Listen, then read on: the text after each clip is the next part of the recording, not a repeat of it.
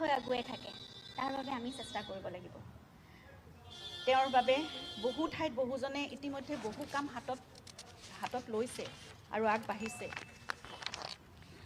আমাৰ পৰিয়াল, আত্মীয় স্বজন, বিশেষকৈ তেওঁৰ বন্ধুবৰ্গই এনে এক উদ্দেশ্য লৈ একত্ৰিত হৈছোঁ আজি, আৰু প্ৰথম খোজটি আজি আপোনালোকৰ আশীৰ্বাদ আৰু শুভেচ্ছা লৈ আগবঢ়াব বিচাৰিছোঁ।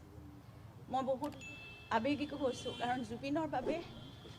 আজি 3.5 মাহৰ পিছত আমি ওলাই আহিছোঁ এটা খোজ দিবলৈ। আমাৰ সামান্য সামৰ্থ্যৰে সকলো ৰাইজৰ সহায় সহযোগিতা, বিশ্বাস আৰু সুবাসেৰে জুবিন গাৰ্গৰ নামত এটা ট্ৰাষ্টৰ কথা ব্যক্ত কৰিবলৈকে আজি আপোনালোককো নিমন্ত্ৰণ কৰি আনিছোঁ, আৰু আমিও একত্ৰিত হৈছোঁ। আপোনালোকৰ বহুমূলীয়া সময়খিনি দি আমাক সহযোগ কৰাৰ বাবে আমি সঁচাকৈ যথেষ্ট কৃতজ্ঞ আৰু আপোনালোকৰ প্ৰতি ধন্যবাদ জ্ঞাপন কৰিছোঁ। এই ট্ৰাষ্টটোৰ যোগেদি আমি জুবিনৰ আদৰ্শকে লৈ যেনেদৰে তেওঁ সামাজিক দিশত, সাংস্কৃতিক দিশত বা এই ক্ষেত্ৰত জড়িত ব্যক্তিসকলৰ বাবে, নতুন প্ৰজন্মৰ বাবে, প্ৰকৃতি সংৰক্ষণৰ বাবে যিবোৰ কাম কৰিছিল, তেনেকুৱা দিশবোৰতে কিছুমান কাম আমাৰ সামৰ্থ্যৰে আমি কৰি যাবলৈ চেষ্টা কৰিম। আৰু এই কামসমূহ পৰিচালনা কৰিবৰ বাবে আমাৰ খাৰঘুলিৰ প্ৰপাৰ্টিটো আমি আগবঢ়াই দিবলৈ লৈছোঁ ট্ৰাষ্টৰ নামত। জুবিনৰ সপোনৰ ঠাইখন তেওঁৰ নামত হ'বলগীয়া সমাজৰ সংস্কৃতিৰ আৰু তেওঁৰ উপাস্য প্ৰকৃতিৰ বাবে ভাল কামত ব্যৱহাৰ হওক, নিয়োজিত হওক, আমি সেয়াই আশা কৰিছোঁ। আমি এতিয়া এই থকা ফ্লেটটোতে আমি থাকি যাম আগলৈও, কিন্তু খাৰঘুলিৰ সেই প্ৰপাৰ্টিটো, য'ত জুবিনৰ বহুত আশা তাত জড়িত হৈ আছিল, সেইখিনি জুবিনৰ নামত হোৱা সামাজিক, সাংস্কৃতিক ভাল কামবোৰ, মানুহৰ বাবে কৰা কামবোৰৰ বাবে, কাৰণ জুবিন এজন মানুহৰে মানুহ আছিল, সেই কামবোৰতে নিয়োজিত হওক। আমাৰ সৈতে কেইবাজনো ভাল ব্যক্তি, বিশেষকৈ বিভিন্ন ক্ষেত্ৰত নিজ নিজ কৰ্মৰে প্ৰতিষ্ঠিত জুবিনৰ স্কুল কলেজৰ বন্ধু, তেওঁলোকৰ সময়, সদিচ্ছা আৰু সুঅভিজ্ঞতাৰে আমাৰ সৈতে জড়িত হৈ একেলগে জুবিনৰ বাবে কাম কৰি যাব বুলি আমাক সঁহাৰি জনাইছে, আৰু সেইবাবে আমি যথেষ্ট কৃতজ্ঞতা অনুভৱ কৰিছোঁ তেওঁলোকৰ প্ৰতি। আৰু আমাৰ সৈতে আমাৰ খুৰা শ্ৰদ্ধাৰ মনোজ বৰঠাকুৰদেৱ, আমাৰ ভাতৃ ডক্টৰ পাৰ্থসাৰথী মহন্ত দাদা, তেখেত আহি আছে, শ্ৰদ্ধাৰ গৌতম শৰ্মা দাদাও থাকিব, আমাক বিভিন্ন দিশত উপদেশ পৰামৰ্শই বাট দেখুৱাই আগবঢ়াই নিবলৈ। জুবিনে সদায় তেওঁৰ সেনাগন বুলি অভিহিত কৰা জুবিন ফেন ক্লাব থাকিব আমাৰ কামবোৰত সহায় কৰিবলৈ। এতিয়া সকলোতকৈ আমাৰ বাবে ডাঙৰ শক্তি আৰু সাহস ৰাইজ। গতিকে আপোনালোকৰ মৰম, আশীৰ্বাদ, বিশ্বাস, সহায় সহযোগিতাৰে জুবিনৰ সপোনৰ কামবোৰ আমি নিশ্চয় আগুৱাই নিব পাৰিম বুলি আশা কৰিছোঁ। আৰু লগতে এটা গুৰুত্বপূৰ্ণ কথা আজি ক'ব বিচাৰিছোঁ।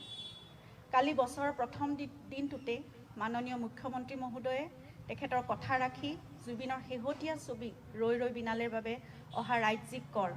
2,90,00,000 টকা জুবিনৰ দ্বাৰা প্ৰতিষ্ঠিত কলাগুৰু আৰ্টিষ্ট ফাউণ্ডেশ্যনলৈ হস্তান্তৰ কৰে। কলাগুৰু আৰ্টিষ্ট ফাউণ্ডেশ্যন অসমৰ শিল্পীসকলৰ সামূহিক কল্যাণৰ উদ্দেশ্যে গঠন হোৱা এক মঞ্চ, কিন্তু সেয়া অকল শিল্পীসকলৰ বাবে সীমিত হৈ নাথাকিল। জুবিনে সকলো ধৰণৰ কাম,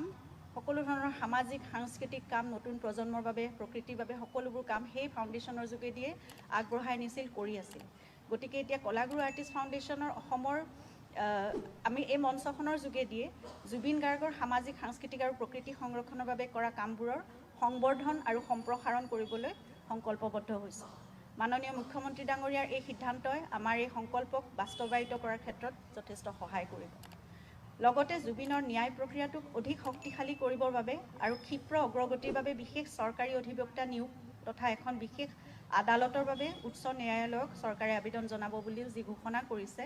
নতুন বছৰে মংগলক্ষণত অসম চৰকাৰ আৰু মাননীয় মুখ্যমন্ত্ৰী ডাঙৰীয়াক এই সিদ্ধান্তৰ বাবে আমাৰ তৰফৰ পৰা আন্তৰিক ধন্যবাদ আৰু কৃতজ্ঞতা জনাইছোঁ। লগতে সংশ্লিষ্ট সকলোকে অনুৰোধ জনাইছোঁ, যিমান পাৰি, যেনেকৈ পাৰি, সিমান ক্ষীপ্ৰতাৰে প্ৰক্ৰিয়াটো যাতে সম্পূৰ্ণ হওক। ধন্যবাদ। ধন্যবাদ বৰ্মাগু। আৰু এটা কথা জনাওঁ যে এই জুবিন গাৰ্গ ট্ৰাষ্ট বা ন্যাসটো তাৰ আণ্ডাৰত 3টা উইং থাকিব, 3টা উইঙেৰে পৰিচালনা কৰিব। 2টা অলৰেডি আমাৰ খুব ভালকৈ কাম কৰি আছে যোৱা কেইবাবছৰ ধৰি। এটা হৈছে কলাগুৰু আৰ্টিষ্ট ফাউণ্ডেশ্যন, সেইটো ইমান বছৰ কাম কৰি আছে ভাল, সেইটো তেনেকেই থাকিব। আৰু এটা অভিনয়া পাৰফৰ্মিং আৰ্টছ, যোনটো আমাৰ বা জংকী বৰঠাকুৰৰ নামত আছে, সেইটো উইঙো তাৰ আণ্ডাৰৰ পৰাই পৰিচালনা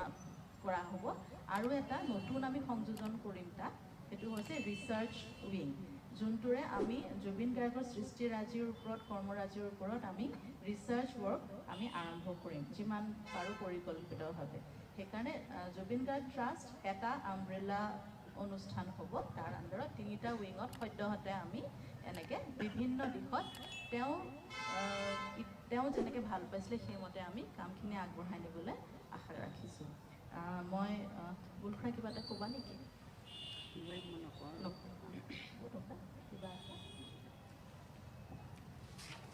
সকলোকে ধন্যবাদ জনাইছোঁ গোটেই কথাখিনি কৈছে আমাৰ আজি একমাত্ৰ ইয়াত লগ হোৱাৰ মূল কাৰণটো হ'ল জুবিন গাৰ্গৰ নামত এটা ন্যাস গঠন কৰাৰ কথা ঘোষণা কৰা বাকী আজি আনুষ্ঠানিক ঘোষণা হ'ল যদিও বাকী কামখিনি কৰিবলৈ বাকী আছে যথেষ্টখিনি প্ৰশ্ন নিশ্চয় হ'ব পাৰে যে ন্যাস এটা কিয় লাগে ন্যাস এটা এইকাৰণে লাগে যে জুবিন গাৰ্গৰ যি বিশাল সৃষ্টি ভাণ্ডাৰ সেই ভাণ্ডাৰৰ চৰ্চা প্ৰসাৰ আৰু গৱেষণাৰ কাৰণে জুবিন গাৰ্গ ন্যাসৰ অত্যন্ত প্ৰয়োজন আগৰ পৰা কলাগুৰু ফাউণ্ডেশ্যন আৰু অভিনয়া জৰিয়তে বিভিন্ন ধৰণৰ কাম আচলতে কৰি থকা হৈছিল জুবিন গাৰ্গ ট্ৰাষ্টৰ জৰিয়তে গোটেইখিনি সংগঠনৰ মাজত এটা আন্তঃ সম্পৰ্ক এটা স্থাপিত হ'ব আৰু এটা আমব্ৰেলা সংগঠন হ'ব এই জুবিন গাৰ্গ ন্যাস আপোনালোকে সকলোৱে জানে যে জ্যোতিপ্ৰসাদৰ গীতখিনি যিখিনি নিজে লিখা সুৰ দিয়া জ্যোতি সংগীত বুলি কয় 372টা গীত লিখিছিল জ্যোতিপ্ৰসাদে 63টা গীতমান গানৰ সুৰ পোৱা গৈছে সেইখিনি জ্যোতি সংগীত গানে সুৰে বিষ্ণুৰাভাই 131টা গান লিখিছিল তাৰে 45টামানৰ সুৰ পোৱা গৈছিল সেইখিনি বিষ্ণুৰাভা সংগীত আৰু ভূপেন হাজৰিকাৰ প্ৰায় 347টা যুগ আৰু কেইবাটাও তেওঁ লিখা আৰু সুৰ দিয়া কাইলৈ আমি জুবিন সংগীত বুলি ক'ব লাগিলে জুবিন গাৰ্গে লিখা আৰু সুৰ দিয়া গীতখিনি সেইখিনি হ'ব জুবিন সংগীত বাকীখিনি হ'ব জুবিনৰ গীত বা জুবিনৰ গান বহুত গান গাইছে বিশাল আচলতে এই জুবিন সংগীত আচলতে জুবিন গাৰ্গে নিজে কৈ যোৱা মতে 5000মান গান নিজেই লিখিছে আৰু সুৰ দিয়া গানটো ঢেৰ হ'ব সেইটো বহুত বছৰ আগতেই কৈছিল সেয়া নিশ্চয় ইয়াত দুগুণ হৈ গৈছিল গতিকে সেই গানখিনি কোনখিনিনো জুবিন গাৰ্গে নিজে লিখা সুৰ দিয়া এই কামবিলাকো কৰিবলগীয়া আছে বিশালকৈ তেওঁৰ ল'ৰাই বহুতখিনি কাম গানখিনি সংগ্ৰহ কৰি থৈছিল মই এটা উদাহৰণৰ কাৰণে ক'লোঁ যে জুবিন সংগীত কেৱল গানেই নহয় জুবিন গাৰ্গৰ লিখা গান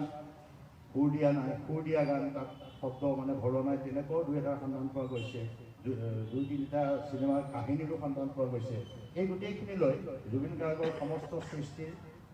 চৰ্চা গৱেষণা আৰু প্ৰসাৰৰ কাৰণে জুবিন গাৰ্গ ন্যাসৰ অত্যন্ত প্ৰয়োজনীয়তা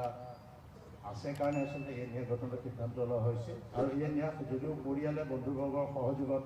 গঠন কৰিছে এই ন্যাসক আগবঢ়াই নিয়াৰ দায়িত্ব কিন্তু আপোনালোকৰ আৰু আপোনালোকৰ জৰিয়তে সেই কামৰ বাবে আমি অসমৰ ৰাইজকো অনুৰোধ জনাইছোঁ আমাক দিহা পৰামৰ্শ দি ক'ৰবাত যদি জুবিনৰ অপব্যৱহৃত গীত অৱহেলিত লেখা অৱহেলিত কবিতা কাৰোবাৰ হাতত আছে ন্যাসৰ লগত যোগাযোগ কৰি সেইখিনিত সহায় কৰিলে আমি মানে জুবিন গাৰ্গৰ সৃষ্টিৰাজিৰ প্ৰকৃত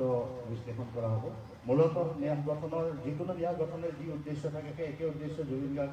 ন্যাস গঠনৰ কিন্তু ইয়াৰ বিশালতাটো ইমান বেছি যে গানৰ সংখ্যা ইমান বেছি তেওঁৰ সৃষ্টিৰ সংখ্যা কৰ্মৰ সংখ্যা কোৱা কথাৰ পৰিমাণ ইমান বেছি যে আন বহু ন্যাসতকৈ এই ন্যাসৰ আচলতে পৰিসৰটো যথেষ্ট ডাঙৰ হ'ব এতিয়া আপোনালোকৰ সহায় সহযোগিতা লাগিব আমি জুবিন গাৰ্গ ন্যাসৰ লগত জড়িত যিখিনি মানে মানুহ পৰিয়ালৰ লোক আৰু আমি বন্ধুবৰ্গ সকলোৱে আপোনালোকক আমি জুবিন গাৰ্গ ন্যাসৰ পৰৱৰ্তী কাম কাজত সকলো ক্ষেত্ৰত আপোনালোকৰ সহযোগিতা বিচাৰিছোঁ আৰু আপোনালোকৰ জৰিয়তে অসমৰ ৰাইজৰ সহযোগিতা বিচাৰিছোঁ ধন্যবাদ মই সামন্ত গৌতমক কিবা গৌতম দাই অলৰেডি ক'লে মই দুটামান এড কৰিছোঁ যে আমি জুবিন গাৰ্গৰ সকলো গানৰ বেষ্ট যিবোৰ টপ 1000 এটলিষ্ট আমি ভাবিছোঁ সেইবোৰৰ ষ্টাফ ন'টেশ্যন বনাম আৰু যাতে সকলোৱে ৰাইজে ইউজ কৰিব পাৰে মিউজিচিয়ানছে ইউজ কৰিব পাৰে তাৰ উপৰিও বহুতো আনৰিলিজ গান আছে য'ত বেলেগ বেলেগত বহুতে পঠিয়াইছে এতিয়া বেংগলতো দেখিছোঁ শুনিছোঁ তাত বহুত গান আছে সেই গানবোৰ কালেক্ট কৰি সেইবোৰ যাতে আমি ৰিলিজ কৰিব পাৰোঁ তাৰ বাবে এই ট্ৰাষ্টৰ থ্ৰুদি কৰা হ'ব তাৰ উপৰিও জুবিন গাৰ্গৰ কেইবাটাও ষ্টৰী আছিলে চিনেমা বনাবৰ কাৰণে তাৰ সেই ষ্টৰীবোৰৰ ওপৰত আমি চিনেমা বনাব পাৰোঁ আৰু জুবিন গাৰ্গৰ লগত কাম কৰা সকলো মানুহ কণ্টেম্পৰেৰী আছে, যিমান ফ্ৰেণ্ডছ আছে, লগত কাম কৰিলে তেওঁলোকৰ লগত কি কাম কৰিছে